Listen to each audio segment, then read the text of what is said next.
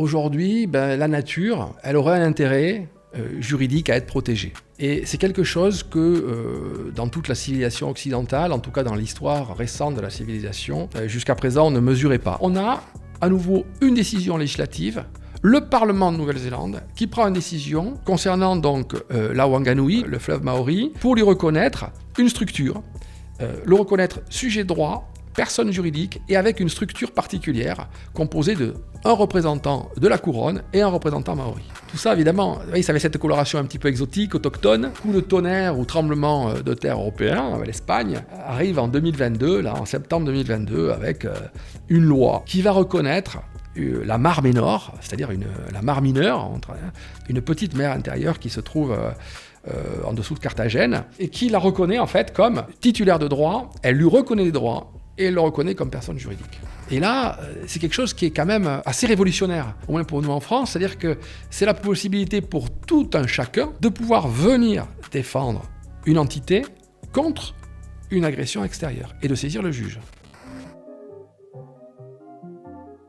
Bienvenue dans le Green Letter Club, la chaîne qui décortique les grands sujets écologiques. Aujourd'hui, nous allons parler des droits de la nature, fleuves, montagnes ou lagunes. Depuis quelques années, de la Bolivie à l'Espagne en passant par la Nouvelle-Zélande, des écosystèmes bénéficient de droits propres. D'où cette question, peut-on défendre la nature devant les tribunaux ? Pour y répondre, nous recevons Alexandre Zabalza, professeur de droit civil et de philosophie du droit à l'Université de Bordeaux, spécialiste du droit de l'environnement et des droits de la nature. Bonjour Alexandre. Bonjour Maxime. Première question, qu'est-ce que cette idée de donner des droits à la nature ? C'est une idée qu'on entend de plus en plus revenir, mais qu'est-ce que ça veut dire concrètement ? Alors, donner des droits, c'est quelque chose qui est nouveau, tout à fait nouveau, et qui apparaît dans une problématique extrêmement large en fait. Dans l'idée que peut-être que aujourd'hui, la nature, elle aurait un intérêt juridique à être protégée. Et c'est quelque chose que dans toute la civilisation occidentale, en tout cas dans l'histoire récente de la civilisation, jusqu'à présent on ne mesurait pas. Et qui est arrivé progressivement à travers des discours, des écrits philosophiques, des propositions juridiques qui font qu'aujourd'hui, que notre civilisation dite de production, de puissance, de progrès, est une civilisation aussi qui pour nourrir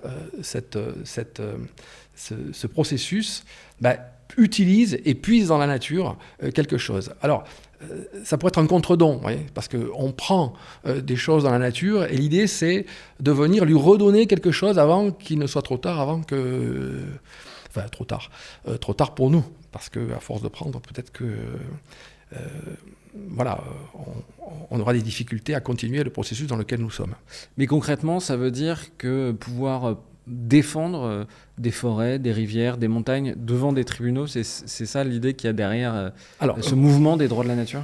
Oui, alors l'idée qu'il y a derrière, évidemment, c'est de donner une valeur à la nature dans son ensemble, il faudrait arriver à définir ce que c'est, mais aussi à des entités particulières de la nature, comme tu viens de le dire, des forêts, des fleuves, de l'eau, des arbres singuliers, des animaux aussi. Voilà, il peut y avoir tout ce qui compose aujourd'hui la nature. L'idée, c'est que, au fond, dans le processus qui s'est engagé dans l'évolution des sociétés occidentales en particulier, l'homme moderne s'est coupé. C'est couper la nature, et cette coupure aujourd'hui, elle est devenue problématique parce qu'on perd un petit peu les boussoles, les choses qui sont assez évidentes, et le seul fait de donner des droits, c'est déjà dans un premier temps reconnaître qu'il y a un intérêt à protéger telle entité. Et donc l'idée c'est ça. La première idée c'est que on peut pas continuer à avancer dans une certaine logique aveugle sans faire attention à ce qui est vulnérable et ce qui nous rend vulnérables aussi. D'accord ? Et c'est-à-dire au fond à la nature prise dans son ensemble ou dans ses particularités. D'où ça vient ce mouvement des droits de la nature ? Alors, il y a plusieurs entrées dans cette question-là, d'où ça vient. Alors, ça vient d'abord d'une évolution générale des mentalités. des esprits. Et puis au départ un petit peu donc des philosophes, cette reconnaissance en fait que la nature, au fur et à mesure, devait être protégée face à, encore une fois, face à ce qu'on a vu apparaître autour du XXe siècle, cette civilisation dite au début industrielle, dite ensuite de puissance, des phénomènes de guerre où l'homme attaque l'homme, ça on l'a vu, et puis face à ça, il y a de nombreux philosophes qui ont vu aussi que cette guerre de l'homme contre l'homme pouvait aussi s'exercer contre la nature. Donc là, il y a un premier terreau, j'allais dire, d'auteurs, de philosophes qui ont proposé d'imaginer en quelque sorte un rapport éthique vis-à-vis de la nature, comme Aldo Leopold en Amérique. Et puis, on est dans les années 40, les années 50. Et puis, il a fallu que progressivement, ça rentre aussi dans l'univers de certains juristes, et en particulier au moins d'un juriste aujourd'hui qui en quelque sorte, voilà, l'auteur qui a proposé de la façon la plus originale ce que pouvaient être ces droits, en fait, c'est Christopher Stone. Alors, si je peux revenir un petit peu sur l'origine, Christopher Stone est un professeur de droit qui exerce donc à l'Université de Californie, qui fait des cours sur la propriété, et puis ensuite qui s'intéresse aux grandes problématiques philosophiques liées à la propriété. Et non loin de chez lui, une affaire va naître et les professeurs de droit en général, parce que c'est partie aussi de leur travail, commentent les décisions en général, les décisions de doctrine, ou les décisions les commentaires des autres professeurs de droit ou les décisions judiciaires. Et dans les années 70, en fait, une affaire va prendre naissance en Californie, qui est une affaire qui commence à dater dans les années 60. Dans les années 60, il y a, 1960, je crois qu'il y a les 8e Jeux Olympiques d'hiver qui se déroulent au lac Tahoe. Et puis, Walt Disney est nommé pour faire la mise en scène de l'ouverture des Jeux et de la fermeture des Jeux par le président Nixon. Et Disney, évidemment, pour la première fois, les Jeux sont télévisés. Disney voit que la formidable réception de ces Jeux de façon internationale. Et il l'orne, j'allais dire, un petit peu plus au sud, dans les montagnes californiennes. Et il a une idée de créer une station de ski dans une ancienne vallée minière qui borde une autre vallée qui était parc national de Sequoia. Et il imagine un projet avec son équipe, un projet tout simplement de station de ski, mais une station de ski qui est capable d'accueillir à l'époque 20 000 skieurs par jour, une patinoire, une vingtaine de pistes. Bon. Et donc il négocie tout ça avec le gouvernement californien et le président Brown de Californie.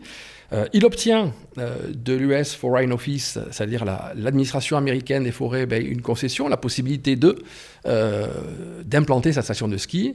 Et c'est là que le Sierra Club intervient, qui est une association écologiste, et qui dit, non, elle vient contester.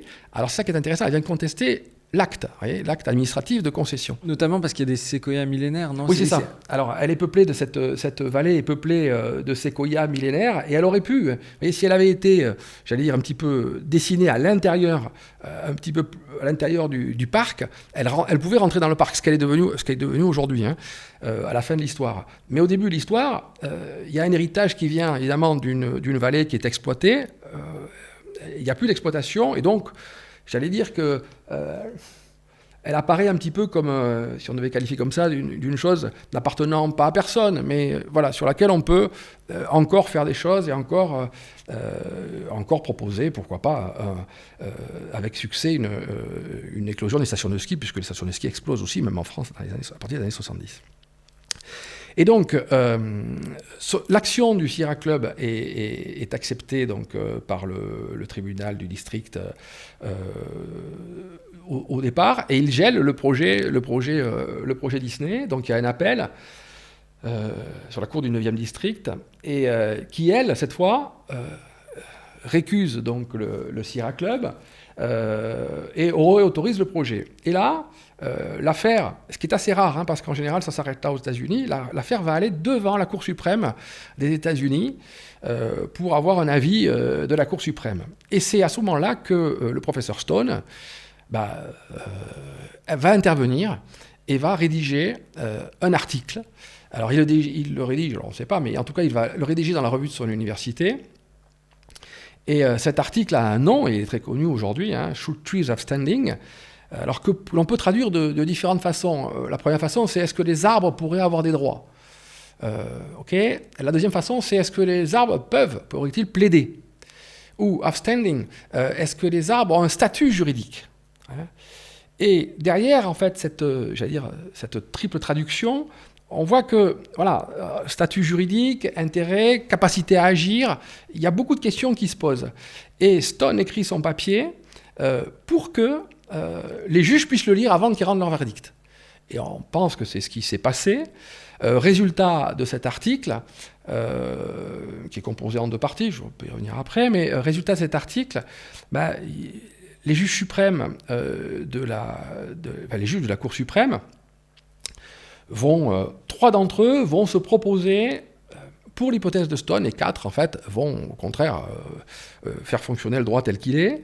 Alors, quelque part, Disney a gagné, mais oui et non, parce que cette affaire a fait un tel battage médiatique que tout le monde s'émeut un petit peu de ce qui se passe, un peu de cette situation aux États-Unis, et que Disney va geler son projet, puis finalement va l'abandonner.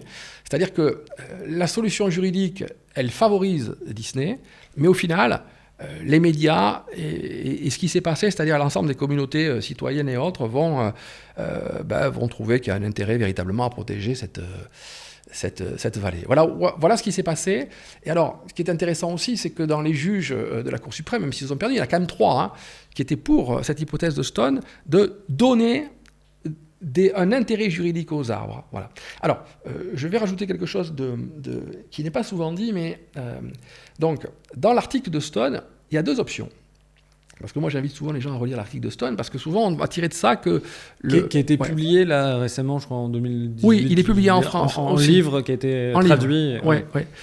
Donc oui, on le trouve assez facilement. Et donc, dans cet article, il propose, évidemment, il se dit, tiens, il y a le droit de l'environnement, mais il est un petit peu critique vis-à-vis du droit de l'environnement. Oui, parce qu'il dit que le droit de l'environnement ne sera pas en mesure de protéger en fait ces intérêts-là. Comment on peut faire ? Et donc il regarde les outils du droit, qui sont à la fois les mêmes aux États-Unis, même si on a une autre culture juridique, et un petit peu différente des nôtres. Et donc il propose évidemment de donner des droits. Et alors, on pourrait y revenir après, le fait de donner des droits, en général, qui sait qu'il y a des droits, ce sont les personnes juridiques. Donc, donner des droits, ça va avec l'hypothèse d'une legal person. Et donc, il propose cette idée-là. Mais il propose aussi une deuxième idée, qui est à l'intérieur. Comment on peut protéger une chose par l'outil de la garde ? Et il parle aussi des gardiens. Comment est-ce qu'on peut garder une chose qui aurait des droits par le fait, évidemment, qu'on puisse avoir des gardiens. Donc moi, j'aime bien cette deuxième hypothèse aussi, parce que les deux vont faire fourresse en quelque sorte, et il y a 2 possibilités dans cet article, qui est vraiment un article intéressant à ce niveau-là. Et ça va assez loin aussi, puisque, alors c'est pas notre façon d'écrire aujourd'hui, mais après, la deuxième partie de son travail, c'est de se dire, quel serait l'impact, au fond, d'une telle décision, d'une telle reconnaissance des droits. Voilà, l'origine des droits, c'est ce papier-là, véritablement, et puis ensuite, après, il va falloir du temps. Voilà. Il va falloir du temps, pas mal de temps, parce qu'on est en 1972, pour que on arrive aujourd'hui à différentes formes de reconnaissance. Voilà. Justement, si on regarde donc à partir de cet article fondateur de 1972, on voit dans les années 2000 tout un tas d'initiatives pour essayer de donner des droits à la nature. On va en parler. Juste avant de rentrer dans le détail et de parler de certaines de ces initiatives, est-ce que tu peux nous faire un petit panorama dans le monde des grandes initiatives qui ont été faites sur cette question des droits de la nature ? Alors oui. Tout ce qu'on appelle grande initiative. Alors d'abord, première chose, aujourd'hui on a des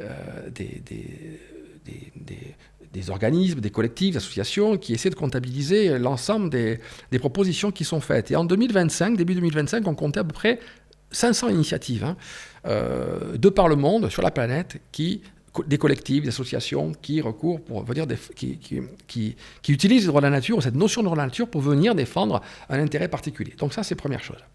Deuxième chose, quelles sont les grandes initiatives ? Alors, les grandes initiatives, j'allais dire pour un juriste, ce sont celles qui passent la reconnaissance quelque part des sources du droit. Qu'est-ce qu'on entend par source du droit? Un étudiant en première année, on lui enseigne que les sources du droit sont au nombre de 4. C'est la loi, évidemment. C'est ensuite la jurisprudence, c'est-à-dire les décisions des juges. C'est encore la coutume. Et c'est encore donc la doctrine, ou de façon un petit peu plus indirecte. Et parmi elles, évidemment, la source des sources pour une tradition légale, c'est la loi qui est issue du Parlement. Alors, il va y avoir donc des sources qui sont importantes parce qu'elles viennent de la loi, et ensuite des sources qui sont tout aussi importantes parce qu'elles vont venir de la jurisprudence. Alors, parmi elles, lesquelles? J'allais dire, la première, évidemment, la première grande source, c'est l'inscription, j'allais dire, au frontispice la plus haute loi, qui est la Constitution équatorienne en 2008. Premier cas. Juste derrière la Constitution équatorienne, il y a un deuxième cas qui va arriver, c'est le voisin bolivien, qui en 2010 et 2012 va prendre 2 lois donc, sur la terre-mère, la Pachamama, qui était inscrite dans la Constitution équatorienne, et Evo Morales fait prendre en quelque sorte donc, 2 lois, une première et une deuxième, une loi organique, en fait, qui va décliner ces droits et les expliquer. Donc ça, c'est inscrit dans la loi dans 2 pays, Équateur, en Amérique du Sud et en Bolivie. Juste après ça, il y a une sorte d'accalmie. Une accalmie. Et puis on se dit où ça va, ça interroge un petit peu. En France, on voit ça, comme ils sont marqués, on peut en parler, par la cosmovision, par les peuples autochtones. On regarde ça un petit peu à la fois d'un regard intrigué en France, en tout cas certains auteurs, et en même temps, de se dire, nous, c'est vrai qu'on a le droit de l'environnement qui fonctionne aussi. Donc c'est un peu exotique, c'est ça? Oui, c'est ça, c'est exotique, c'est pas trop pour nous, ou pourquoi pas, mais c'est vrai qu'on regarde ça avec un œil à la fois intéressé, mais un petit peu distancié. Alors pas pour tout le monde, il y a quand même des auteurs majeurs comme Marie-Angèle Hermite, qui en France est la pionnière sur ces problématiques-là, qui elle va défendre cette logique-là. Et puis juste après ça, ça va pas être là. Juste après ça, on va voir autre chose. C'est plus la Pachamama, on va aller voir sur 3 continents différents, 3 décisions qui sont prises à 3 mois près, avec une rétroaction, mais en tout cas pour le public, elles sont connues à 3 mois près, en 2017, entre le fleuve Wanganui, en Nouvelle-Zélande, le Rio Atrato, et une partie du Gange en Colombie, et le fleuve Atrato, et puis une partie du Gange et du Yamuna, qui sont en fait des fleuves qui sont le Gange se trouve en Inde, et puis un affluent du Gange. Voilà. Et donc 2 sont des décisions judiciaires, une qui vient de la Haute Cour en Inde de l'Uttarakhand, et puis une autre qui vient de la Cour constitutionnelle colombienne, qui reconnaissent, alors dans des propos différents, que les fleuves en question, respectivement le fleuve Atrato et le Yamuna et le Gange, sont sujets de droit et disposent donc de droits. Et puis de l'autre côté, là c'est différent, on a à nouveau une décision législative, le Parlement de Nouvelle-Zélande, qui prend une décision concernant donc la Wanganui, le fleuve Maori, pour lui reconnaître une structure, le reconnaître sujet de droit, personne juridique, et avec une structure particulière composée d'un représentant de la couronne et un représentant maori. Mais les contextes sont différents. En tout cas, voilà, de façon formelle, 3 fleuves qui apparaissent sur 3 continents, donc ça devient, j'allais dire que ça devient un buzz médiatique. Un auteur en France, donc Victor David, écrit « Le monde est-il enfin devenu Stone ?» en référence à Christopher Stone, où il analyse évidemment les 3 propositions qui sont faites, en disant « Mais est-ce que ça y est, on est parti, ça y est, c'est parti sur une perspective différente ?» Étant entendu que le premier cas, c'est la terre, la Pachamama, avec ce que ça signifie, et le deuxième cas, ce sont les fleuves. Et après, on va voir se développer, voyez, des propositions sur les fleuves un petit peu partout dans le monde, avec évidemment des fois des réticences et autres. Mais les sujets sont un petit peu différents, si vous me permettez. C'est-à-dire que, évidemment, en Inde, le Yamuna, il y a des problématiques de pollution. Quiconque connaît la Yamuna sait que l'état écologique de cette rivière est vraiment extrêmement perturbé. Oui, alors, la Yamuna et le Gange auront une autre destinée parce que la Cour suprême de New Delhi va suspendre la décision. Évidemment, parce qu'il y a des intérêts économiques qui sont tout le long du fleuve. Et la Cour va assez loin parce qu'elle propose, une solution qui est proche quelque part de la tutelle, c'est-à-dire de reconnaître le Gange et le Yamuna comme des personnes juridiques qui seraient des personnes mises sous tutelle. Et là, au-delà de la problématique du buzz, finalement, l'Inde ne va pas suivre, en tout cas jusqu'au présent, ne va pas suivre cette voie. N'empêche que elle a été proposée pour des problématiques de pollution. Encore une fois, ça c'est quand même fondamental. Et de l'autre côté, en Colombie, c'est la même chose. C'est-à-dire qu'on a évidemment un fleuve qui est pollué au mercure par des problématiques qui se trouvent en amont, par les orpailleurs, et donc des populations riveraines qui souffrent évidemment à la fois donc, de malnutrition, de pollution d'eau. Et donc là, il faut faire quelque chose. Et donc les communautés saisissent les juridictions colombiennes pour demander de l'aide et faire reconnaître en tout cas des gardiens et la possibilité, évidemment, de protéger contre les pollutions. En Nouvelle-Zélande, la problématique est... Alors, tout est politique, mais la problématique est aussi identitaire. On a donc, en fait, le Te Awa Tupua, qui est l'acte de 2017, vient mettre en quelque sorte un terme au fameux traité Waitangi. Il y a depuis 150 ans, il y a le traité Waitangi qui date de 1840, était un traité d'accord entre la couronne de Nouvelle-Zélande et puis les 500 Maoris ou peuples qui se trouvaient donc sur leur terre. Et depuis 150 ans, il y a des conflits qui vont donc au tribunal pour tenter de résoudre une problématique qui est assez claire. Ce traité, en quelque sorte, est perçu au départ, quand il est signé par le peuple maori, comme un partage d'autorité, en quelque sorte, sur leur terre, et il est perçu par la Nouvelle-Zélande comme une sorte de cession de souveraineté. Et donc, la Nouvelle-Zélande continue à faire des barrages sur le fleuve, et pendant ce temps, les communautés maoris considèrent qu'en fait, c'est une atteinte à leur enceinte, parce qu'ils sont dans une forme de cosmovision, et ils vivent très très mal ce qui se passe là. Donc, ils vont essayer de trouver une solution, mais il y a aussi une logique quelque part, pas d'autodétermination, mais oui, qui est liée aussi avec les peuples autochtones, beaucoup plus forte, qu'on va retrouver là-dedans, c'est-à-dire qu'un sentiment de territoire, de protection de culture, et à l'intérieur de la culture, évidemment, pour le coup, d'un parent qui est la Wanganui, qui est un fleuve parent pour la culture, ou les cultures maoris. Oui, un fleuve sacré, un fleuve important. Ouais. Et enfin, hop, attendez, excusez-moi, j'ai oublié, évidemment en 2022, parce que jusqu'à présent, tout ça, évidemment, ça avait cette coloration un petit peu exotique, autochtone, renforcée encore à ce moment-là, et la problématique, là, elle est vraiment née, parce qu'en France, vous avez à ce moment-là donc notre affaire à tous qui va naître, en fait, des ONG qui vont arriver, des collectifs, des associations, un gros travail qui va être fait de citoyens, autour de la Loire, par exemple, aussi, et puis par Camille de Toledo, et puis les juristes regardent ça avec intérêt, encore une fois.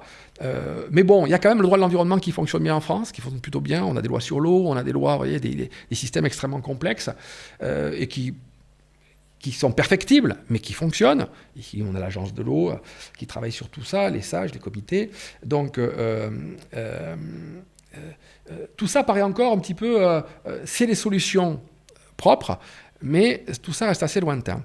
Et vis-à-vis de la mentalité européenne, ça reste très extérieur. Quelque chose qui n'arrivera pas en Europe parce qu'on a en quelque sorte le droit de l'environnement qui est plutôt bien calé en France et par ailleurs. Et puis, j'allais dire, coup de tonnerre ou tremblement de terre européen, l'Espagne arrive en 2022, là, en septembre 2022, avec une loi qui va reconnaître la mare Ménor, c'est-à-dire la mare mineure, une petite mer intérieure qui se trouve en dessous de Carthagène et qui borde la Méditerranée. Et Murcie, qui borde la Méditerranée et qui la reconnaît en fait comme... Alors là, le dispositif est total et intégral, comme titulaire de droit, elle lui reconnaît des droits et elle le reconnaît comme personne juridique. Et là, moi je sais que je commente avec mon collègue et professeur Ami Hubert Desangles cette décision dans une revue de droit administratif en France. C'est quelque chose de totalement nouveau. C'est-à-dire que vraiment, à partir du moment où un pays européen reconnaît, c'est la porte ouverte à d'autres propositions possibles. Et sachant que c'est fait, est-ce que tu peux rappeler le contexte, parce que ça vient aussi de la population, c'est pas quelque chose qui a été fait en catimini, quoi. Non. Alors le contexte, c'est que cette mer mineure, évidemment, elle est fermée, elle est plusieurs fois polluée. À plusieurs reprises, donc on a des centaines de milliers de poissons qui vont crever à cause de déchets toxiques qui arrivent des entreprises, des logiques de pesticides, d'agriculture qui sont là. Et pourtant, cette zone est Natura 2000. D'accord ? Donc elle est protégée et malgré les protections juridiques nationales et européennes, elle est encore polluée. Et là, on va avoir donc des professeurs de droit, des collectifs citoyens qui vont se mobiliser parce qu'il y a une procédure qui n'existe pas en France, mais qui existe en Espagne. C'est que lorsqu'on a plus de quelques milliers de citoyens en fait, qui se mobilisent, les citoyens ont la possibilité de demander aux législateurs de se saisir d'une problématique particulière. Et donc les citoyens, ces collectifs citoyens vont se saisir en fait d'une demande de reconnaître des droits. Le législateur va écouter et puis il va prendre une grande décision en fait qui est une décision législative. Donc c'est pas le législateur espagnol qui décide de reconnaître dans un dispositif remarquable, parce que dans ce dispositif là il y a deux comités, un comité et deux comités et deux conseils qui vont gérer en quelque sorte et piloter un comité scientifique et puis de direction et puis ensuite de suivi, comité de suivi qui vont prendre des décisions pour protéger, restaurer, éventuellement, évidemment, prévenir les dommages à la Mar Menor. Et donc, est-ce que tu peux nous expliquer comment ça marche, ces différentes législations ou ces différentes personnalités juridiques? Est-ce que ça veut dire que la Mar Menor peut être représentée devant des tribunaux? Est-ce que ça veut dire que le Wanganui en Nouvelle-Zélande ou l'Atrato en Colombie, ou est-ce que ça veut dire que des mangroves en Équateur peuvent aller devant les tribunaux et être représentés pour empêcher telle ou telle exploitation minière, pétrolière, etc. Comment ça fonctionne concrètement, quoi? Est-ce qu'il y a une efficacité de ces dispositifs-là? Alors pour l'instant, c'est très tôt, tout ça. Alors d'abord, il y a une gouvernance. D'abord, la première chose, c'est une gouvernance, c'est-à-dire que au moins dans les deux cas législatifs, il y a une gouvernance qui est mise en place. Une gouvernance, alors c'est pas tout à fait la même sur la Wanganui que sur la Mar Menor. La Mar Menor, je la trouve plutôt assez complète parce que dans le conseil de direction, il y a 3 représentants de l'État, des représentants des municipalités de la Mar Menor, et puis, je crois qu'ils sont 13, et puis 7 citoyens. Donc, qui président un petit peu à tout ça. Il y a aussi un conseil scientifique, le conseil scientifique composé d'une vingtaine de membres, et puis derrière, en fait, un comité de suivi. Donc, des réflexions sont faites assez quotidiennement. Donc ça, c'est la gouvernance. Et c'est un vrai sujet, le sujet de la gouvernance, parce que c'est une gouvernance qui peut devenir démocratique, d'intérêt sur la protection de l'environnement. Donc ça, il faudra peut-être le retenir, parce que c'est ce qu'on essaie de mettre en place, nous, ensuite ici, sur une rivière qui me tient à cœur, qui est le Ciron. Et ensuite, évidemment, il y a l'enveloppe qui est donnée par cette personne juridique qui permet d'agir en justice en protégeant les droits en particulier qui sont reconnus. Donc oui, ces personnes juridiques peuvent agir comme toi, comme moi, en justice, dans la mesure où elles ont un droit, dans la mesure où ensuite le tribunal aussi les accepte dans ce droit-là. Admettons, par exemple, que près de la Mer Menor, il y a un industriel qui pollue énormément cette lagune. Ça voudrait dire que la Mar Menor pourrait le poursuivre en justice pour lui demander réparation et faire fermer les usines. C'est ce genre de décision qui pourrait advenir? Oui, bien sûr. Alors pour l'instant, on n'en est pas là, parce qu'il faut attendre des décisions, même si il semblerait qu'il y ait une décision qui soit en cours.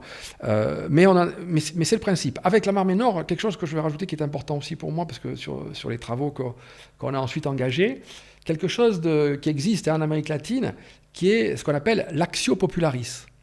Ça, c'est tout à fait intéressant. C'est-à-dire qu'il y a un article qui a été pris par le législateur à l'intérieur donc, de la loi du 16 2022, du 30 septembre. C'est la possibilité pour toute personne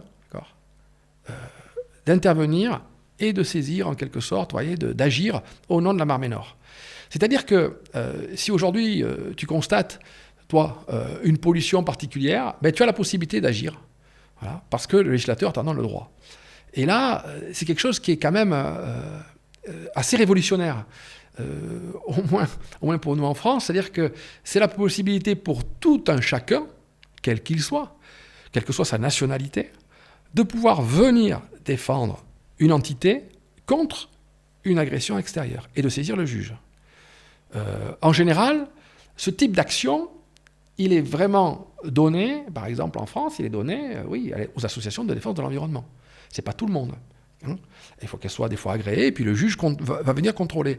Donc là, alors ça veut dire aussi peut-être, il y a un danger derrière ce type d'action, c'est-à-dire ces profusions de l'inflation devant les tribunaux, et en même temps, ça signifie que, on en parlera tout à l'heure, moi c'est quelque chose qui m'intéresse aussi beaucoup, c'est que la valeur protégée, c'est une valeur commune. Ce n'est pas simplement la valeur de la personne juridique, c'est que c'est une valeur qui appartient à tous. Quelque part, aujourd'hui, la Mar-Ménor, comme la Pachamama, comme le Rio, la Trato, il y a quelque chose qui m'intéresse aussi à moi. C'est pas simplement, oui, ça relève évidemment des peuples qui sont là-bas, de leur localité, il n'y a pas de problème par rapport à ça. Mais il y a aussi l'idée qu'il y a un commun derrière tout ça. Il y a quelque chose qui est un commun ou une valeur commune. Voilà. Justement, l'article de Christopher Stone, t'en parlais tout à l'heure, mais c'était les arbres ne peuvent pas, je ne sais plus exactement ne peuvent pas plaider.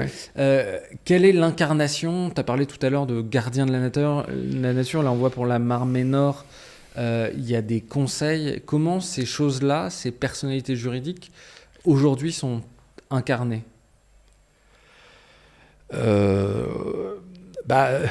C'est difficile, en fait. Elles sont incarnées dans les affaires, dans les affaires que je viens de te donner, parce qu'il y a des représentants, parce qu'il y a une structure de gouvernance qui va être créée.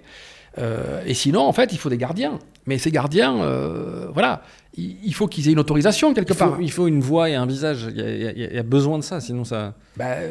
Oui, ça dépend si tu veux. Une voix pour faire. Pour représenter, ou plusieurs voix. C'est ça qui est compliqué. En fait, on en est au tout début. Évidemment, il faut des gardiens. Alors, soit ils sont nommés comme ça, soit ils s'auto-proclament. En tout cas, il faut qu'ils puissent l'être reconnus justement par une source du droit. Et tant qu'ils ne le sont pas, je peux toujours moi m'estimer personnellement gardien de la Garonne. C'est pas pour autant que, tu vois, si je vois une action, que je vais pouvoir aller saisir le juge. Tu vois, il faut bien distinguer ce qui relève du droit et ce qui relève d'une fonction symbolique de la garde. T'en as un petit peu parlé tout à l'heure. Alors, il y a à distinguer deux choses. Il y a les initiatives qui ont une matérialité juridique. On en a parlé en Nouvelle-Zélande, en Colombie. Et il y a celles qui sont des déclarations de droit. On voit fleurir beaucoup d'initiatives de déclarations de droit sur des fleuves, sur des forêts, sur des montagnes. Où est-ce qu'on en est en France? Est-ce qu'il y a des choses qui sont intéressantes qui sont arrivées depuis une dizaine d'années en France? Où est-ce qu'on en est en France? Alors, il y a plusieurs propositions qui naissent un petit peu partout sur le territoire. Donc ça, c'est intéressant. Il y en a qui sont plus ou moins avancées. Une des premières, alors au début, aujourd'hui encore, ça concerne essentiellement donc aujourd'hui les rivières, les fleuves. Premières propositions qui ont été faites à l'initiative, à l'époque, ça a été les Parlements de Loire, à l'initiative de Camille de Toledo. Mais qui étaient des réunions avec des philosophes, des réfléchir en fait. Des réflexions, mais ça parle aussi, c'est-à-dire que la problématique est posée, c'est le fleuve, il a écrit un ouvrage là-dessus, le fleuve qu'il voulait écrire, c'est comment rendre compte de l'intérêt, ou en tout cas, d'une entité qui nous est quelque part étrangère. Comment faire que cette entité entre entre aujourd'hui dans le domaine du droit. Alors, il y a eu cette première initiative. Aujourd'hui, il poursuit son travail, Camille Toledo, vers une internationale des rivières.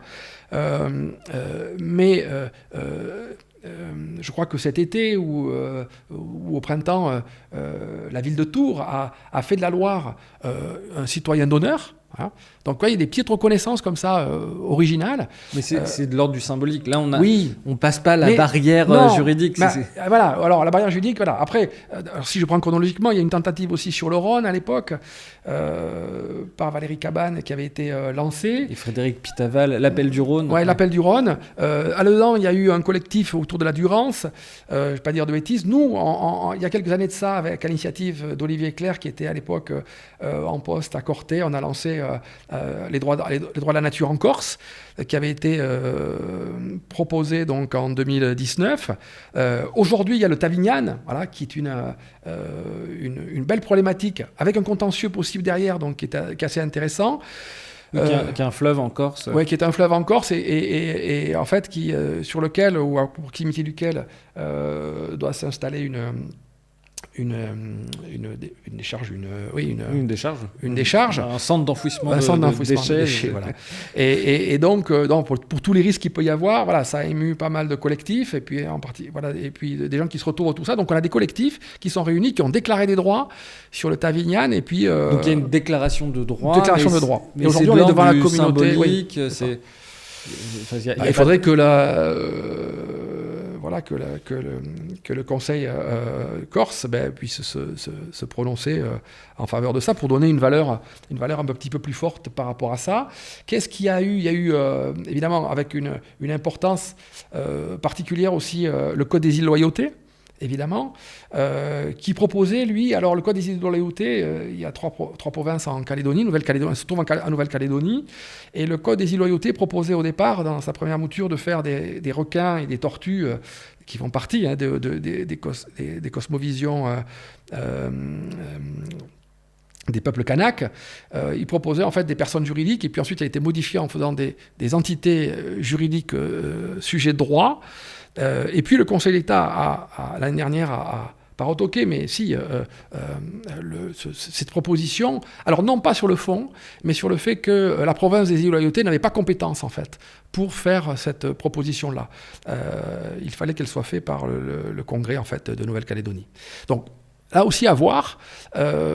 Ensuite, sur un plan évidemment symbolique, nous on a lancé ici à Bordeaux, évidemment, justement en 2021, et puis ensuite en 2002, la problématique des droits de la Garonne, avec un procès qu'on a appelé ensuite la controverse de Garonne, sur laquelle on pourra revenir après, qui a été suivi donc par des signatures sur la déclaration des droits de la Garonne.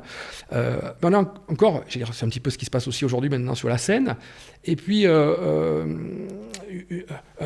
autre travail qu'on a mis nous en place ici, alors il y a aussi le Parlement de Lille aussi qui s'est créé aussi, enfin il y a pas mal de choses cet été, les droits de la rivière le Lez, dans l'Hérault. Voilà ce qui se passe aujourd'hui, pas mal d'initiatives comme ça, et puis nous, ici avec mes étudiants, et puis à l'Université de Bordeaux, on a travaillé au sein du DU Droit de l'Environnement. Ça fait 3 ans qu'on travaille en fait sur un projet qui est sur le Ciron. Voilà. Faire un montage juridique qui soit un montage juridique acceptable, qui fonctionne, qui ne vienne pas heurter de trop les consciences juridiques, et qui fonctionne plutôt pas mal. Alors, pourquoi si je vais retenir 3, voilà, je retiendrai les îles Loyauté, le Tavignane et le Ciron, parce que derrière, si on pouvait distinguer entre les différents types de situations, il y a des situations qui sont offertes pour le contentieux, hein, qui vont chercher le législateur, et d'autres qui, pour l'instant, rassemblent des communautés au-delà de la problématique du contentieux, qui sont tout aussi intéressantes. Hein. C'est pas un jugement de valeur que je fais, mais par exemple à Bordeaux sur le Ciron, évidemment, il y a la problématique de la LGV qui arrive derrière, et qui viendra en fait détruire tout un territoire. On va parler du Ciron. Juste quelques questions avant. 2 questions. Il y a, d'une part, comment t'expliques que tous ces phénomènes-là, toutes ces initiatives-là, ou en tout cas une grande partie d'entre elles, naissent dans des contextes avec des peuples autochtones. On voit très bien avec la Wanganui en Nouvelle-Zélande, on le voit avec le fleuve Atrato en Colombie ou en Bolivie, en Équateur, même si... Même dans d'autres pays, je ne veux pas dire que les Corses sont un peuple autochtone, mais on voit qu'il y a une proximité entre les peuples autochtones et cette défense du territoire ou cette défense des écosystèmes naturels. Et quel lien tu fais, toi, qui est philosophe du droit par ailleurs est-ce que tu vois un lien évident ? Oui, je pense. Beaucoup d'auteurs disent, justement, beaucoup de philosophes, d'anthropologues ont expliqué que, en particulier la culture occidentale, entre nature et culture, c'est les propos aussi d'Escolas, on a coupé en quelque sorte, nous, un lien avec la nature. Pléiade d'auteurs. Ici, on en parlait l'autre jour, Bernard Charbonneau, vous voyez, qui est un des précurseurs de toutes ces pensées-là et qui explique ça aussi déjà dans les années 30, où il y a une distorsion qui est en train de se faire, entre, d'un côté, nous, ce qu'on envisage de la nature et quelque part, la culture qui serait, et notre civilisation qui serait une émancipation de la nature. C'est-à-dire que la nature est autre. Et petit à petit, j'allais dire que sous les autorités des dispositifs industriels, des autorités du marché, de tout ce qu'on veut, du progrès, nos cultures à nous, occidentales, se sont tournées vers d'autres autorités et quelque part ont perdu la boussole de la nature. Voilà. Charbonneau a une phrase à propos des indigènes et des paysans, en disant voilà, on méprise nos paysans aussi, quelque part, qui sont pour moi des peuples. Alors oui, je dis bien pour moi, aussi peut-être dans une forme de culture autochtone.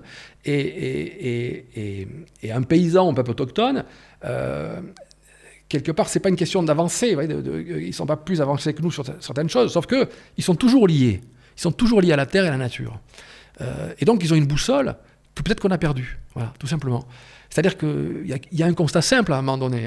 C'est que, c'est que toute la civilisation occidentale, des droits, de l'économie, du libéralisme, dans lequel nous sommes, il ne s'agit pas de... Moi, je suis surtout pas... Je ne veux pas renverser les choses, c'est pas le propos, mais...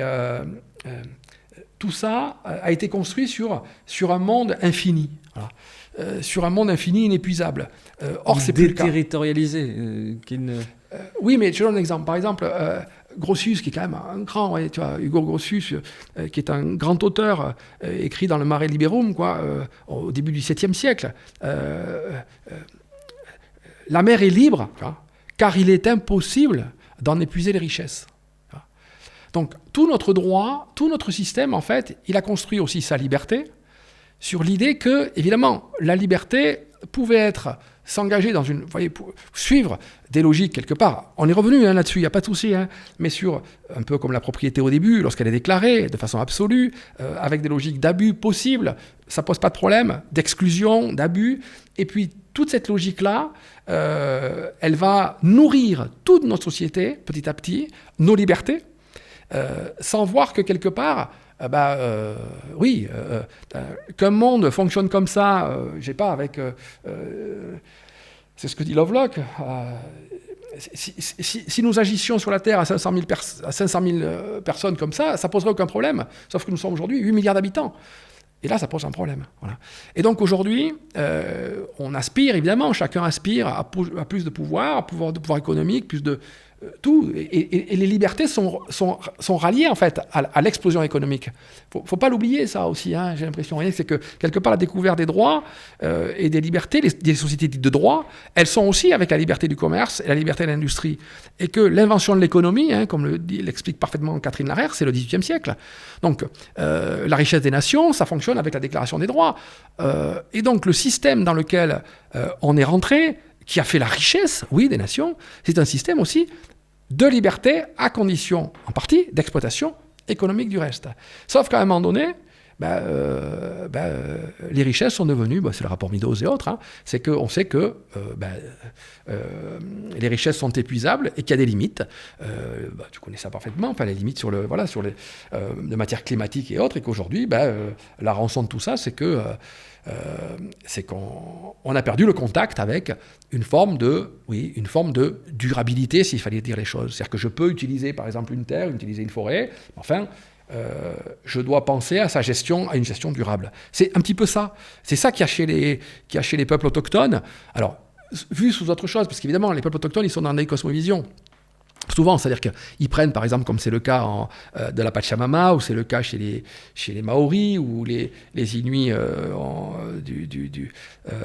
au Canada et au Québec, de la rivière Macpie, ils vont prendre la rivière comme un parent, un ancêtre.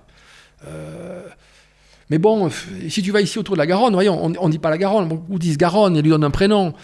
Pour beaucoup, c'est une entité qui fait partie. Voyez, alors, ce n'est pas une entité personnalisée sur un plan juridique, forcément, mais ça reste quand même une entité qui est présente pour beaucoup au fond de nous. Tu vois, moi, avec ça, je n'ai pas ni de souci. Et pourtant, c'est une réalité. Et beaucoup parmi nous aussi. Il n'y a pas que les peuples autochtones, beaucoup parmi nous.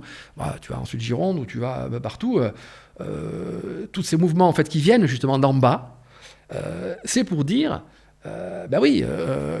attention, quoi, attention. Ça fait partie de notre identité, ça fait partie... Ouais, voilà. C'est-à-dire que ce qu'il y a dans les peuples autochtones, en tout cas dans la définition des peuples autochtones, selon l'ONU et OIT, c'est que ce sont en fait des communautés qui sont en fait, indépendamment de la logique du territoire d'État, qui sont en fort lien et fort rattachement avec leur territoire ancestral et qui véhiculent une culture particulière.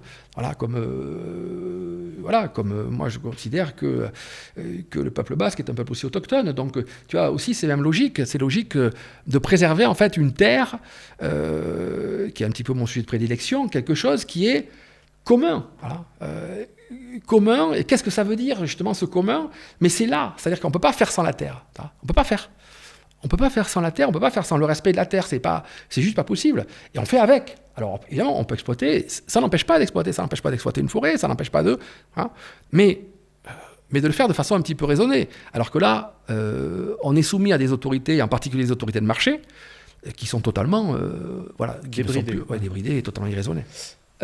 Justement, on va revenir sur l'initiative que vous faites autour du Ciron. Est-ce que tu peux nous expliquer déjà le contexte? C'est quoi? Bon, je pense que quasiment personne ne connaît le Ciron en dehors de Gironde. Est-ce que tu peux nous expliquer ce que c'est que cette vallée, ce que c'est que cette rivière, quelles sont ses particularités, et puis nous expliquer pourquoi vous essayez de la protéger et comment vous le faites? Oui, alors juste avant, je vais te répondre à ta question en expliquant d'où ça vient. Alors, le Ciron est un affluent de Garonne.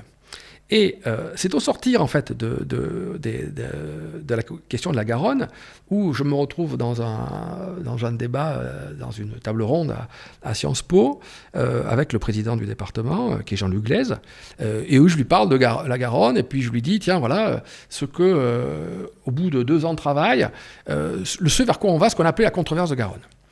Ce qu'on appelle la controverse de Garonne, c'est que à l'issue du procès qu'il y a eu ici à Climax, au festival Climax, on a mis en scène un faux procès avec les étudiants du DUP et des gens qui étaient présents. Pour savoir si la Garonne pouvait avoir des droits. Voilà, si la Garonne peut avoir des droits, on avait posé 4 questions. 4 questions aux membres du jury. Première question, c'était est-ce que le droit, en dehors du politique, est-ce que le droit, est-ce que pour vous, le droit est-il important pour venir protéger Garonne? Deuxième question, et j'avais prévenu les jurys des questions qu'on avait posées à l'ensemble. Deuxième question, c'est est-ce que vous pensez que Garonne ou la Garonne pourrait avoir des droits? Troisième question, est-ce que vous pensez que Garonne ou la Garonne pourrait être une personne juridique ou est une personne juridique? Et troisième et quatrième dernière question, c'est un petit peu le travail du jury de réfléchir à tout ça, est-ce que Garonne est un bien commun? Parce que je travaille aussi beaucoup sur les communs et les biens communs. Alors, les réponses, en fait, elles ont été le moteur d'un travail universitaire derrière. Comme quoi, tu vois, les réponses, le chercheur n'est pas toujours isolé dans sa sphère, sa tour d'ivoire. Parce que c'est de là que viennent, évidemment, il y a une recherche en amont, mais c'est de là que vont venir les propositions qui vont arriver derrière.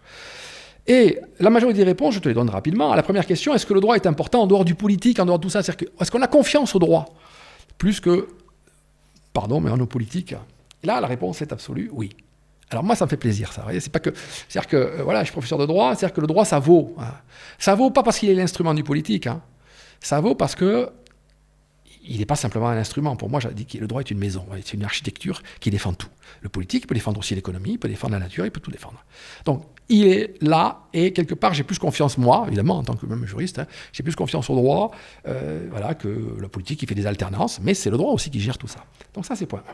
Ça me rassure. Deuxième point, est-ce que Garonne peut avoir des droits? Ben oui, la réponse est oui. Alors évidemment, on est dans une assemblée qui est conquise, on va dire presque à climax, mais durant le festival. Mais quand même, j'ai reposé cette question après ailleurs, parce que j'ai refait l'exercice après ailleurs, y compris même sur le Rhône, lors d'une conférence à Lyon, et j'aurai les mêmes réponses. Et donc là, c'est oui. Surprenant. Et puis là, va se poser une question un petit peu technique, mais très très importante pour les juristes, et puis ensuite pour la proposition qu'on va faire. C'est est-ce que Garonne, ou la Garonne est une personne juridique pour vous? La réponse est massivement non. Un petit oui, mais massivement non.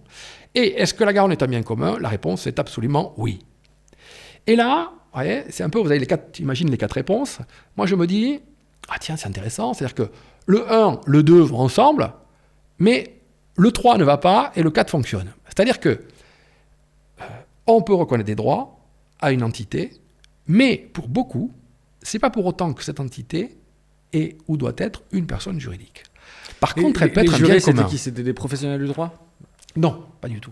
Autour de moi, j'étais entouré de professeurs de droit qui étaient là, qui étaient membres qui étaient juges, mais voilà, qui n'ont pas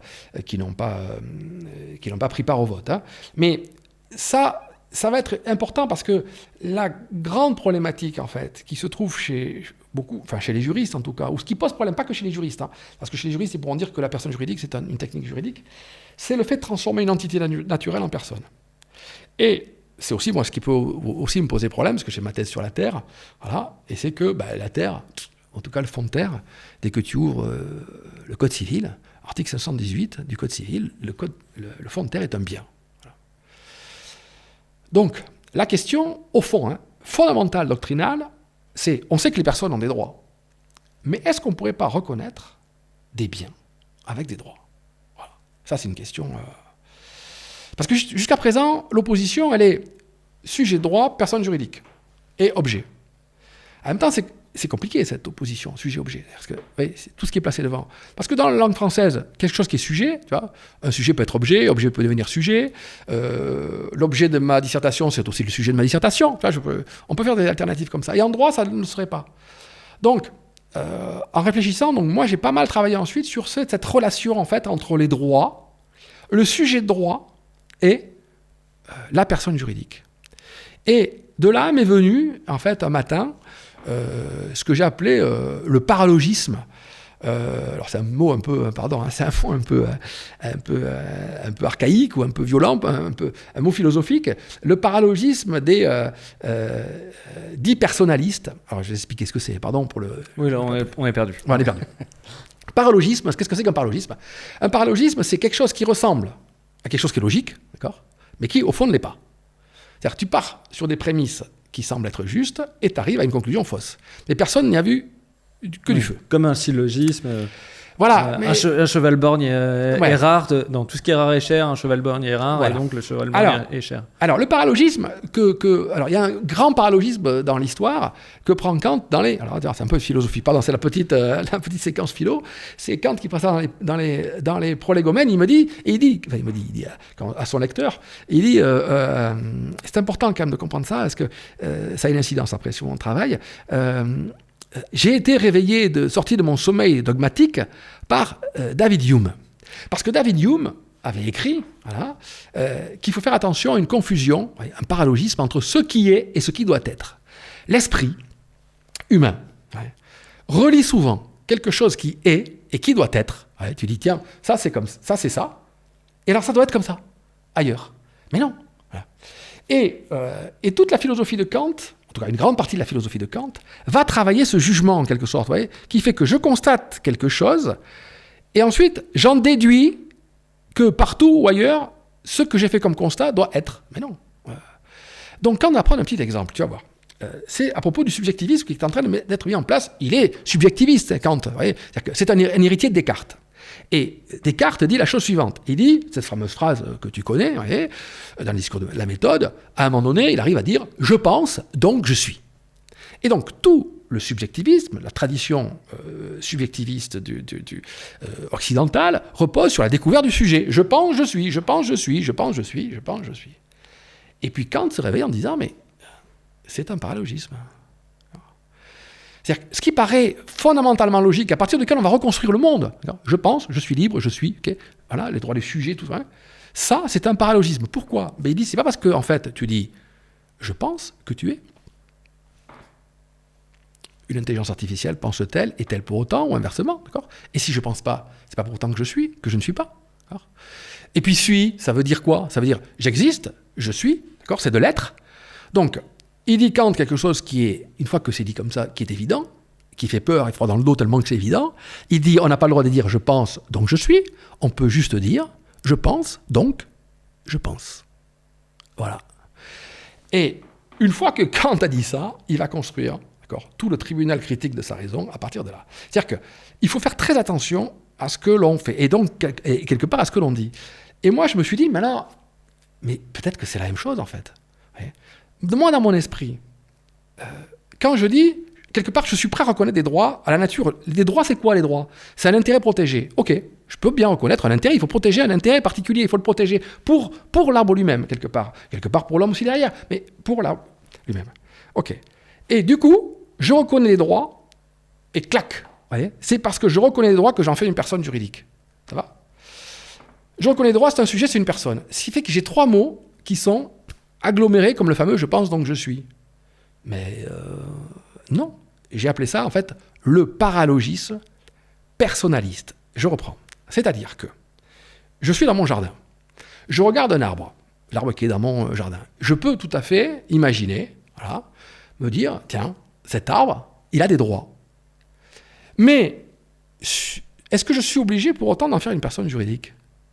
Je me dis, pourquoi pas, c'est quoi le problème? C'est pas la même chose. D'accord? Est-ce que je ne peux pas considérer cet arbre ayant des droits? Donc, s'il a des droits, il faut qu'il soit sujet. D'accord? Parce que c'est un sujet support, il faut un support. Donc, ok, c'est un arbre qui a des droits, qui est sujet. Et est-ce que je ne peux pas m'arrêter là? Est-ce que je ne peux pas m'arrêter là? Pourquoi est-ce que je vais aller jusqu'à l'enveloppe de la personnalité juridique? Alors, il est sujet de quoi? Alors, là, maintenant, je reviens. Je dis ça parce qu'il y a, en gros, avec l'éthologie qui s'est développée, on s'est rendu compte qu'en fait, par exemple, les animaux sont des individus. Et donc, il y a cette idée de vouloir transposer le droit pour ne pas dire chaque animal n'a pas sa personnalité, etc. La confusion, est-ce qu'elle ne vient pas de là Peut-être. Alors... c'est-à-dire qu'il y a plusieurs courants, tu vois, dans les droits de la nature. Et moi, c'est vrai que, personnellement, tu vois, il y a le courant qui est, oui, justement, de l'éthologie, qui va passer du courant un petit peu animaliste, voilà, qui va travailler sur les animaux et qui va tenter d'étendre la morale, l'éthique et la morale, d'accord, de l'homme en tant qu'animal dit raisonnable à d'autres formes d'animaux. Et donc là, il y a tout un travail de l'éthologie qui va dire, mais attendez, la souffrance, les travaux de Peter Singer et autres, qui vont reconnaître des droits en disant il y a une grande proximité de l'homme et de l'animal, donc on reconnaît. Mais, elle va dire que moi, j'ai voulu travailler différemment. C'est un petit peu la fameuse échelle des êtres. C'est-à-dire que l'échelle des êtres, elle structure. Tu vois, elle structure, en tout cas, la mentalité occidentale. Qu'est-ce que c'est que l'échelle des êtres? L'échelle des êtres, elle parcourt, évidemment, depuis Aristote jusqu'à Montaigne et jusqu'à aujourd'hui, notre rapport aux choses, rapport juridique et rapport moraux aux choses. En haut de l'échelle, il y a l'homme. Voilà. En dessous, l'animal, même si l'homme est un animal. En dessous, le végétal. À l'intérieur du végétal, tu mets l'arbre en E, et ensuite les plantes en truc, et puis ensuite le monde minéral. Et donc, quelque part, j'ai moins de responsabilité vers le dernier, c'est-à-dire vers le minéral. Non, hein, je tape dans un caillou, c'est quoi ma responsabilité que si j'agresse un animal? Oui, je tape sur un... Voilà, je maltraite un animal. Donc, il y a une proximité, j'allais dire, éthique, culturelle, avec le plus proche. Sauf que le temps qu'on arrive à donner des droits au premier, jamais on arrivera au dernier. Parce que moi, je me suis intéressé direct au dernier. Ouais. En me disant, il faut marcher à rebours. Si on donne des droits à la terre, alors nécessairement on en donnera au végétal, à l'arbre, à l'animal. et ensuite aller vers l'homme. L'autre perspective, elle va faire qu'on va discuter d'une controverse pendant des années. Pourquoi pas, parce qu'il y a beaucoup de gens qui travaillent sur ça. Ça n'a pas été mon travail à moi. Tu vois, ça a été plutôt de dire, il y aura deux types de droits différents, évidemment pour les animaux, mais qu'on peut donner des droits à la terre, on peut donner des droits en fait à des entités, à des écosystèmes, parce qu'en fait ils sont nécessaires en tant qu'intérêt. Et donc là-dedans, en fait, moi je vais pas aller chercher un travail de conscience, tu vois. Je vais pas aller chercher un consentement, je vais pas chercher ça m'intéresse pas. C'est pas ça. Moi je veux chercher qu'en fait, oui, c'est une entité, un support qui nous est fondamental. Pour moi, la terre là, sur laquelle nous sommes, elle est aussi fondamentale, d'accord, en tant que support, que ma petite existence à moi. Je veux dire, d'accord. C'est-à-dire, si je reprends, il y a un courant qui vise petit à petit à donner des droits à une extension de plus en plus à des individus. Par exemple, on n'a pas les mêmes droits pour les animaux domestiques que pour les autres mammifères, et puis ensuite que les autres animaux. Et toi, l'idée, c'est de dire, en fait, il faut protéger les écosystèmes de manière différenciée, et c'est pas la même chose, fondamentalement. Exactement.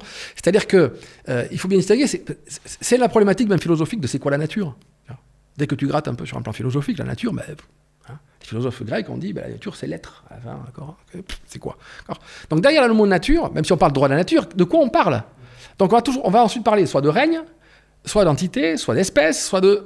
Voilà. Ce travail est fondamental. Tu vois, je suis pas en train de... Mais ça n'a pas été le mien. Moi, ça a été de dire, je vais à ce qui me semble être, je vais dire, le plus absolu, le plus nécessaire. C'est-à-dire que tu peux rêver d'aller sur Mars, mais s'il n'y a pas de terre qui fonctionne, moi, je m'écroule.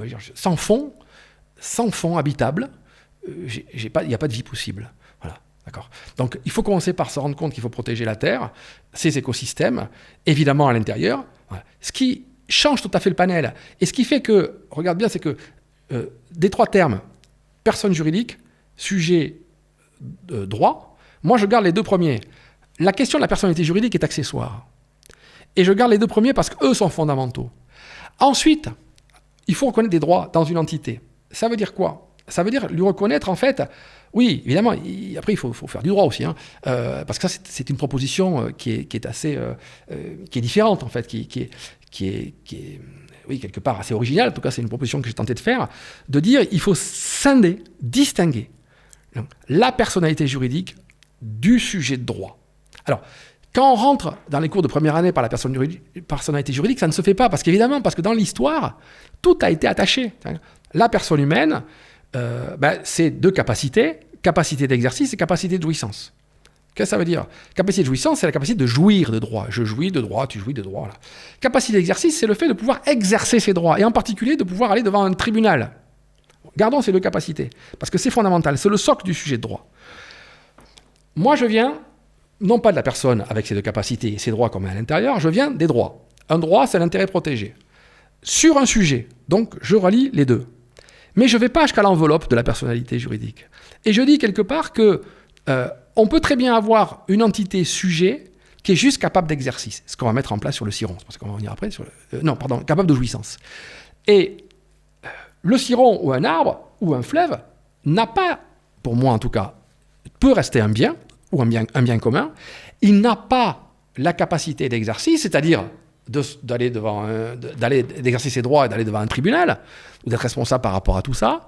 En revanche, cette capacité d'exercice, elle est donnée à un gardien, ou à un comité de représentants qui va venir, ou à une communauté qui va venir défendre en fait ses droits. Voilà. Pour bien comprendre maintenant, est-ce que tu peux nous expliquer ce que vous... Donc on a compris ou pas les soubassements doctrinaux, idéologiques qu'il y a derrière. Est-ce que tu peux nous expliquer ce que vous faites sur le ciron? D'accord. Et d'ailleurs, et commencer d'abord par expliquer le contexte, ce qu'est le ciron, sa particularité. D'accord. Alors, je reviens sur cette fameuse... parce que là, donc, le président du département Jean Glaise me dit, tiens, est-ce que vous voudriez travailler sur ce projet-là, cette technique-là, qui distingue la personnalité du bien commun, m'intéresse. D'accord. Évidemment, le département n'a pas compétence sur la Garonne, sur l'ensemble de la Garonne. En revanche, le département a une certaine compétence sur quelques lieux, quelques sites emblématiques qui pourraient être intéressants. Donc il y avait l'île Nouvelle, il me fait 3 propositions, et parmi elles, le Ciron. Alors moi, je connaissais. On arrive sur le Ciron, mais comme toi, je ne connaissais pas trop le Ciron. J'avais été y pêcher il y a quelques années. Mais bon, voilà, je savais, je l'avais descendu aussi en kayak. Mais je ne connaissais pas toute la particularité du Ciron, voilà, pour être tout à fait honnête. Donc, qu'est-ce qu'on fait ? La première des choses, c'est que, comme on ne connaît pas, on met des étudiants. Donc, une douzaine d'étudiants dans l'environnement vont travailler. On a des projets tutorés, on les fait travailler sur le Ciron. Et leur dit, voilà, quelle est la particularité ? Est-ce que vous pouvez travailler sur ça ? Et on va aussi travailler avec eux, évidemment. Hein. Et qu'est-ce que vous pouvez en tirer ? Donc, ils ont sorti un mémoire de 300 pages sur le Ciron en une année, en nous expliquant, en fait, quels étaient les problèmes.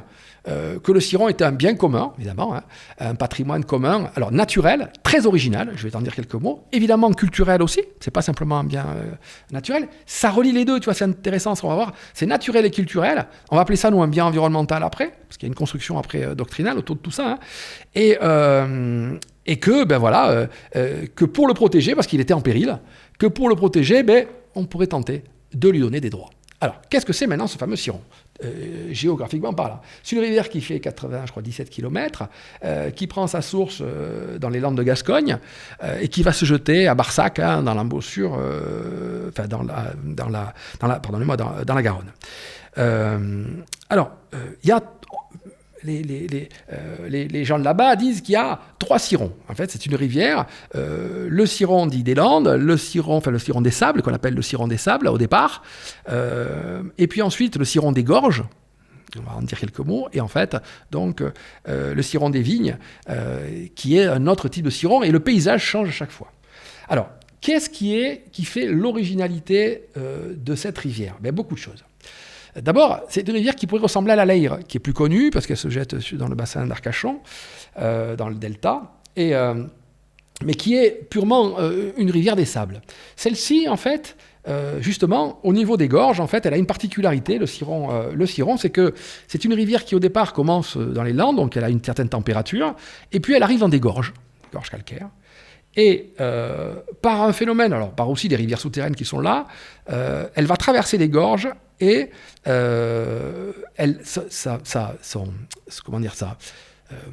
sa température va descendre à 13 degrés, entre 13 et 15 degrés. Elle y rentre à 19, elle y rentre, je ne suis pas un spécialiste, mais c'est ce que j'ai appris en tout cas de ça. Sur les bords des gorges, il existe une ripisylve. Donc c'est ces forêts qui accompagnent les rivières. Une forêt qui, quand tu n'as pas un œil d'expert, et ça aussi c'est un problème, c'est une forêt, voilà, une forêt. Moi, je visitais les forêts du Ciron, je ne savais pas qu'elle était exceptionnelle. Et puis, je suis venu sur le Ciron avec des spécialistes, des biologistes, qui, lorsqu'ils rentrent dans la forêt du Ciron, ont des yeux comme ça, et donc c'est beau de les voir et d'être avec eux parce que, oh, mais tiens, regarde Alexandre, regarde, mais tiens, je crois que cette espèce on la connaît pas, mais qu'est-ce que ça fait là, ça ? Bon, alors tu as un discours comme ça tu accompagnes quelqu'un qui vient t'expliquer, qui dans l'explication de ce qu'il fait découvre des choses, et c'est-à-dire que, en fait, je reprends un petit peu, c'est que c'est une rivière, enfin c'est une forêt qui est une forêt étroite, hein, qui est sur le bord, parce qu'en haut des gorges, on revient en fait sur des exploitations, sur des forêts souvent de pins, de feuillus aussi, mais c'est une forêt qui fait donc 11 km et qui en a fait une vingtaine, il y a encore une vingtaine d'années, apparemment ça aussi c'est important, qui est en train de diminuer petit à petit, et qui est une forêt exceptionnelle. C'est-à-dire on dit que c'est une des dernières forêts primaires d'Europe, donc ça, moi je l'apprends. Tu es avec quelqu'un, par exemple comme Ducousseau qui est là-bas, qui est un spécialiste de tout ça, qui peut t'inviter, et puis qui va l'INRA a fait beaucoup de travaux dessus, ils ont découvert cette forêt, elle avait 40 000 ans. D'accord. Donc on commence par te dire, évidemment tu comprends qu'il y a des mots, hein, que c'est une cathédrale de biodiversité. Ça va du papillon à certaines espèces, à des tortues, des loutres, des aigles. Voilà. Donc, ça, évidemment, tu sais pas tout ça. Mais à l'intérieur, tu vois voilà, tu comprends au fur et à mesure que, je sais pas, tu vois un être, ça c'est un autre. Normalement, il devrait y avoir le même morphotype. Mais non. Il Il y a des hêtres, c'est une forêt de hêtres, mais qui ne devrait pas être là. C'est-à-dire qu'on est dans des latitudes où cette forêt n'a pas à être là. Et les arbres qui y sont, les essences qui y sont, n'ont pas à être là. Et donc, en fait, en étant là, ils recouvrent une biodiversité et un écosystème exceptionnel, et ça va jusqu'à l'insecte, exceptionnel. Et là, mais tous les biologistes, et là, tu vois, là, tu regardes les scientifiques, sont tous d'accord et unanimes pour le reconnaître. Sauf que, c'était peut-être pas évident il y a 40 ans ou avant les années 70. C'est-à-dire que ça n'avait pas été découvert avant. C'est-à-dire que ça a été découvert petit à petit et progressivement. Il faut des recherches, il faut des travaux pour faire ça. Et maintenant, on l'a découvert. Et les chercheurs sont pratiquement unanimes. Tu vois, on parle de patrimoine culturel et on va défendre, par exemple, Lascaux, quoi, en disant, regarde, voilà, les grottes de Lascaux, c'est une découverte majeure. Et bien là, c'est la même chose. Il y a des gens aujourd'hui qui disent, tu vois, que le ciron, c'est le Lascaux de la biodiversité, quoi. Voilà,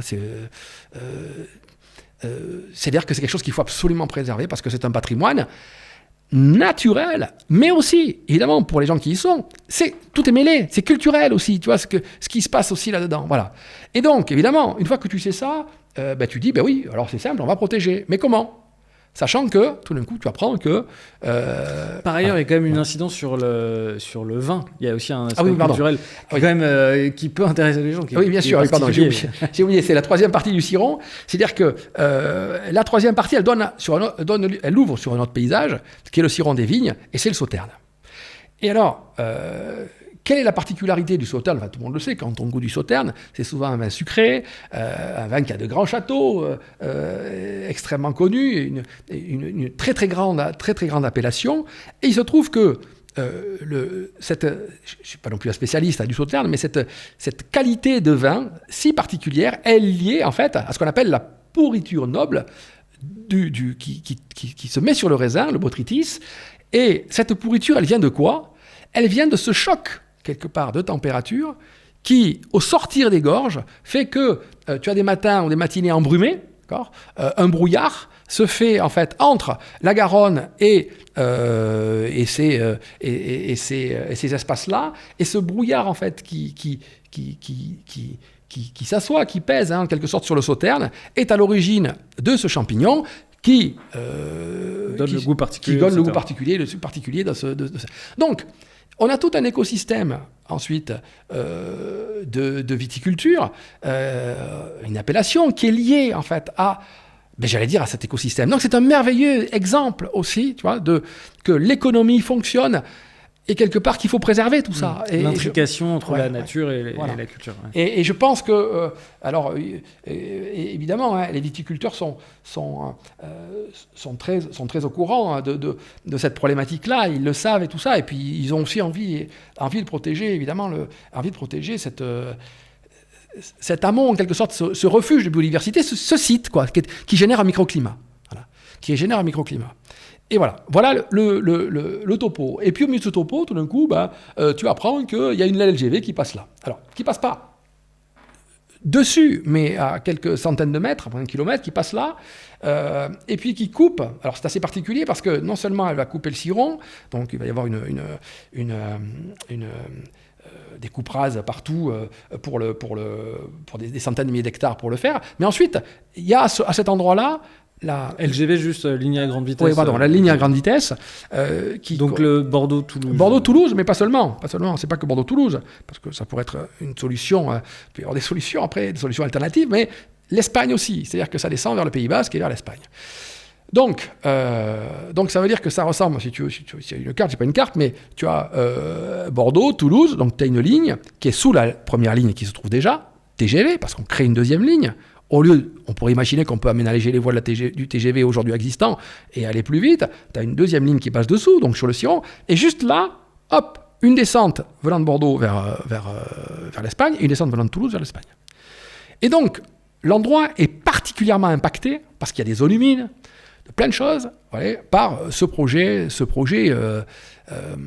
ce projet, j'allais dire, une fois que tu sais ça, un petit peu surréaliste, parce que d'un côté, la France avance en matière environnementale, et moi, même si j'ai rien, a priori, vous voyez, contre le train, je prends très souvent pour aller à Paris, il n'y a pas de problème par rapport à ça. C'est vrai que j'ai un petit peu de mal, une fois que j'ai découvert que c'était un patrimoine naturel et culturel exceptionnel, me dire, comme par exemple à Paris, comme sur les Champs-Élysées, tout d'un coup, on va faire passer quelque chose dessus. J'ai l'impression qu'on prend... qu'on méprise les gens qui sont, les communautés qui sont là-dedans, qui sont majoritairement contre, à qui on va faire en plus payer un impôt pour générer tout. Après, ça devient un petit peu... le sujet devient très très politique, et tout en sachant combien ça coûte. C'est-à-dire qu'une affaire comme ça coûte 17 milliards d'euros. Bon, mais aujourd'hui, on se dit, tiens, 17 milliards d'euros, il n'y a plus d'argent pour les écoles, il n'y a plus d'argent pour l'université, il n'y a plus d'argent aux hommes, mais on va dépenser 17 milliards d'euros. Sachant que le projet alternatif, qui serait c'est la raison qui fonctionne aussi, qui serait d'aménager les voies existantes depuis 30 ans qu'on en parle, c'est-à-dire la voie de Bordeaux-Toulouse aujourd'hui, coûterait 4, quoi. Bon. Et ça mettrait plus de temps. Oui, donc voilà. Le temps qu'on discute, depuis le temps qu'on discute sur cette affaire-là, et puis tout le monde serait peut-être content. Après, moi, je comprends mes amis toulousains qui ont besoin de LGV, donc il n'y a pas de... Donc, on comprend bien qu'il y a des menaces sur le sillon du fait de la LGV ou des LGV. Et concrètement, comment vous faites pour le protéger ? C'est quoi le projet aujourd'hui, où on en est, comment ça se matérialise ? Alors, ce qui s'est passé, c'est que, donc, on est venu, nous, avec notre... un petit peu comme... des extérieurs un petit peu sur le projet. On a proposé notre montage juridique, et puis donc, on a une adhésion. Voilà. Avec les étudiants, ce que vous avez fait avec les étudiants. Ce qu'on a fait à l'étudiant, et puis on leur a livré notre travail. On a livré ça, on a fait on a été accueillis, très très bien accueillis dans pas mal de mairies, durant cette année, l'année dernière. Et puis on leur a dit, voilà, ce qu'on voudrait créer, en fait, c'est donner des droits au Ciron, et en particulier à la vallée du Ciron, mais ne pas faire de la vallée une personne juridique. Par contre, on va juste créer une association dont l'objet sera de protéger, de préserver, éventuellement, donc de garder, d'agir en justice en cas d'atteinte sur la vallée, sur le patrimoine naturel et culturel de la vallée du Ciron. Donc ça, c'est tout à fait original, parce que ça n'existe pas, à mon avis, à ma connaissance, ça n'existe pas ailleurs. Et donc on a passé une année à faire des réunions. On a eu de très très belles réunions, il y avait beaucoup de monde. L'idée, c'est que c'est pas nous qui avons nos idées, qui allons créer quelque chose. Voilà. C'est-à-dire que moi, je suis très, autochtone sur ces idées-là. C'est aux gens, en fait, qui sont sur place, aux habitants, en fait, de proposer des perspectives. Donc, on a fait un éventail de propositions, on a travaillé un petit peu comme une sorte de laboratoire d'ingénierie, et on leur a dit, qu'est-ce que vous validez ? Et au bout d'un an, ils ont validé donc une déclaration de droit. Ils ont validé donc le mécanisme, donc une déclaration, qui dit en substance le Ciron a le droit d'exister, de ne pas être pollué. Voilà, en substance. Il a le droit à la coviabilité, c'est-à-dire que c'est important aussi, c'est-à-dire qu'il y a la rivière, il y a la ripisylve, il y a la vallée, il y a le patrimoine, il n'y a pas que la nature, évidemment. C'est vraiment... tu vois, c'est une logique environnementale, mais l'environnement, il est aussi lié au paysage. C'est vraiment... il y a toute cette défense qui est là. C'est cette idée que véritablement, il faut défendre en fait une relation au territoire, et une relation, une relation ancestrale au territoire, de gens qui aiment leur territoire. C'est très Aldo Léopold, tout ça aussi. Ouais, c'est pas qu'une problématique éthique ou une problématique de bordelais sur quelque chose. C'est des gens qui aiment leur...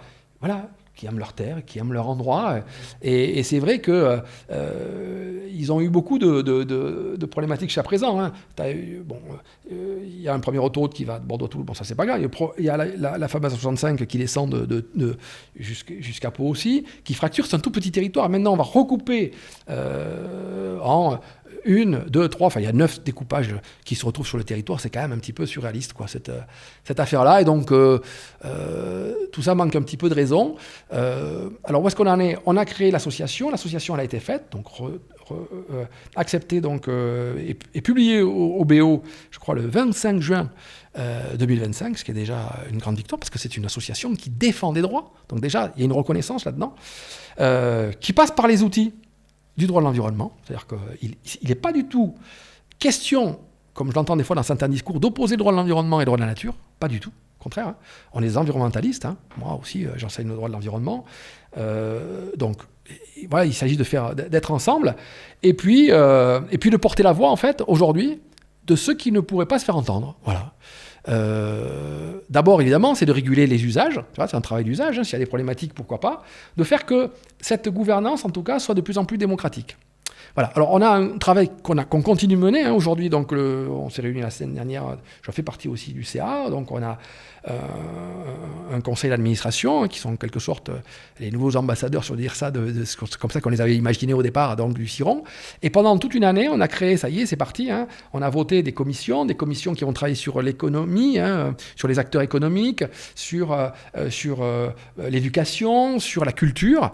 Et l'idée, c'est que le fonctionnement de cette association soit le plus démocratique possible d'ici un an. Donc l'objectif, c'est-à-dire que, tu vois, la question, ça touche autre chose en fait. C'est-à-dire que la question des droits, elle touche la démocratie participative. Ce qu'on veut mettre en place, c'est quelque chose qui fait défaillance aujourd'hui. Qu'on a l'impression que, sans vouloir... déposséder de... Ouais, voilà, c'est-à-dire que tu es un peu obligé aujourd'hui la problématique environnementale, on te dit, voilà, c'est une problématique écologique, évidemment. Mais tu es toujours dans l'écologie et tu es marqué par l'écologie. Moi, je crois aussi que la problématique environnementale, elle touche tout le monde. Pas simplement un parti politique. Et donc, par rapport à ça, on peut discuter de tout et mettre tout à la voie politique, à la voie démocratique. Et donc, c'est ça un petit peu qui est derrière ce commun-là, parce que c'est un commun original, voilà, si je devais dire les choses comme ça. On a créé un commun qui est un commun démocratique et dont la valeur n'est pas simplement la gestion, mais la gestion au regard de la protection de l'environnement, ce qui change, j'allais dire, un petit peu tout et beaucoup de choses. Voilà. Donc du coup, dernière question, ce qui est intéressant avec ce que vous avez fait, c'est que ça permettrait potentiellement d'avoir le dispositif que vous avez créé permettrait à des gens qui veulent défendre un territoire, qui veulent défendre un lieu de vie, de créer des communs et de pouvoir le défendre devant les tribunaux de manière la plus classique du monde. Oui, tout simplement. C'est-à-dire que avec le montage juridique qu'on a fait, on a pas mal travaillé là-dessus, on est arrivé à quelque chose d'assez simple et qui ne vient pas heurter les consciences juridiques, tout simplement. C'est-à-dire que, tu vois, sur la problématique de la personne juridique, on se base sur la personne juridique. Au début, ce sont les hommes. Et puis, on nous dit que la personne juridique, ça a été étendu, évidemment, aux personnes civiles, personnes commerciales, aux personnes publiques. Très bien, il faut l'étendre maintenant à d'autres types de personnes. Et puis là, parce que c'est difficile de transformer une entité naturelle, un arbre en personne juridique. Ça fait partie du domaine des biens, comme je disais tout à l'heure. Donc ça, c'est assez compliqué. Mais pourquoi pas ? Sauf que ça se heurte, en fait, à des choses complexes. Mais si tu prends ce que c'est que la personne juridique au départ, c'est un individu ou une personne physique, ou un groupement de personnes physiques, d'accord ? Une association est une personne juridique. D'accord ? Donc là, ça ne pose aucun problème. Donc à partir de là, si tu distingues, je vais dire deux supports, si l'association qui est créée a cette fameuse capacité d'exercice et qu'elle vient protéger, en fait, les droits d'une entité, j'allais dire, so what, c'est quoi le problème ? Donc maintenant, la question qui va se poser, on espère que ça va fonctionner, c'est que, évidemment, on ne sait pas, dans la fameuse capacité d'exercice, capacité de jouissance, on ne sait pas, mais on a quand même pris on a construit les statuts de l'association dans le strict respect du droit. On a construit des statuts qui sont des statuts originaux, en prenant les statuts d'une association, j'allais dire, classique, de défense de droit de l'environnement. On a repris les statuts, on a rajouté à l'intérieur la possibilité de protéger l'intérêt de la valeur en soi, j'allais dire de la valeur de la vallée, comme on le retrouve ailleurs, sur la problématique du préjudice écologique ou autre. En fait, c'est des valeurs, la fonction des écosystèmes, c'est reconnu ailleurs en droit, de préserver ça. Donc maintenant, on va voir ce qui se passe.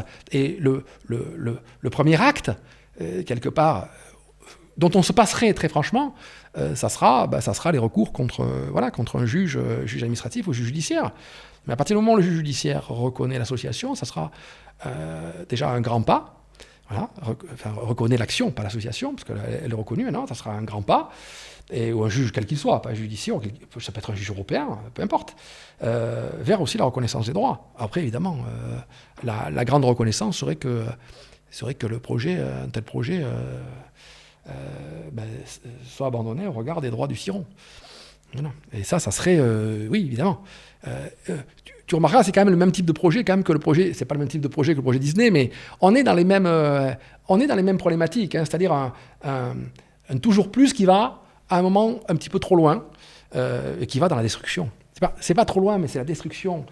Ça, sur un plan philosophique, c'est quand même important. Quand même. C'est qu'on a l'impression quand même que les gens sont, où qu'ils soient, ils sont dépossédés de leur lieu de mémoire, de leur terre ancestrale. Ça, c'est le même phénomène qui se passe sur la Wanganui, qui se passe ici aujourd'hui, en Sud-Gironde, dans un territoire profondément girondin, pour le coup, où les gens aiment leur... et on a le droit de même d'être ailleurs et d'aimer ce territoire-là. Ils veulent juste le protéger. C'est juste ça. C'est ce qui semble quand même relativement légitime. Voilà. Alexandre Zabalza, un grand merci d'être venu au micro du Greenletter Club. Bon, un grand merci à toi, merci Maxime, merci pour ton invitation. Et bien à bientôt. Bon, bientôt, merci Maxime. Merci. Merci.